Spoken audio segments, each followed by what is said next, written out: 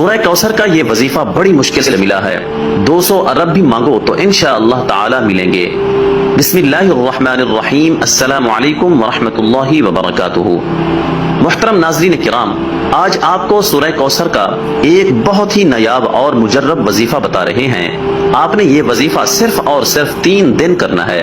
صرف 3 دنوں کے اندر اندر آپ کی جو بھی بڑی سے بڑی حاجت ہوگی، جس بھی مقصد کے لیے آپ اس وظیفے کو پڑھو گے، آپ کا وہ مقصد انشاءاللہ 3 دنوں کے اندر اندر پورا ہو جائے گا۔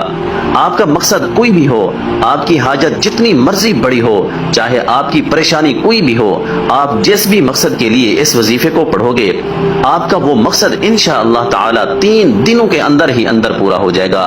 لیکن واضح کر دیں کہ آپ نے یہ وظیفہ صرف جمعرات، جمعہ اور ہفتے والے دن ہی کرنا ہے، یعنی جمعرات سے شروع کریں اور ہفتہ کو مکمل کر لیں۔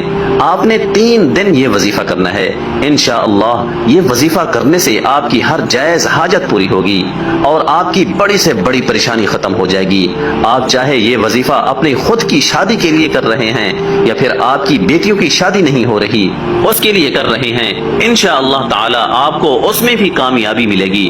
اگر آپ بے روزگار ہیں تو آپ اس کے لیے بھی یہ وظیفہ کر سکتے ہیں۔ اگر آپ کے دشمن ہیں اور ان سے چھٹکارا پانے کے لیے بھی آپ یہ وظیفہ کر سکتے ہیں۔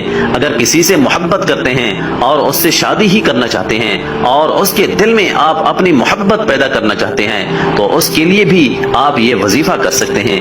آپ کی کوئی بھی حاجت ہو، کوئی بھی مقصد ہو، آپ اس وظیفے کے ذریعے اپنا مقصد پورا کر سکتے ہیں۔ آپ نے صرف 3 دن اس وظیفے کو کرنا ہے اور انشاءاللہ 3 دن کے اندر ہی اندر آپ کا ہر جائز مقصد پورا ہو جائے گا۔ اس وظیفے کو شروع کرنے سے پہلے درود شریف لازمی پڑھیں۔ درود شریف آپ ہمیشہ ہی ابراہیمی درود شریف پڑھا کریں۔ آپ نے وظیفہ کس طرح کرنا ہے؟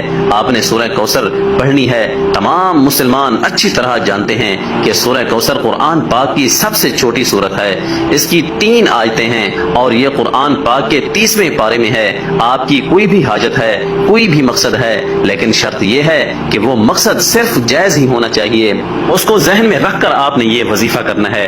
وظیفہ کرتے وقت پورا دھیان آپ کا وظیفے پر ہی ہونا چاہیے، دل میں کوئی بھی وسوسہ نہ آئے۔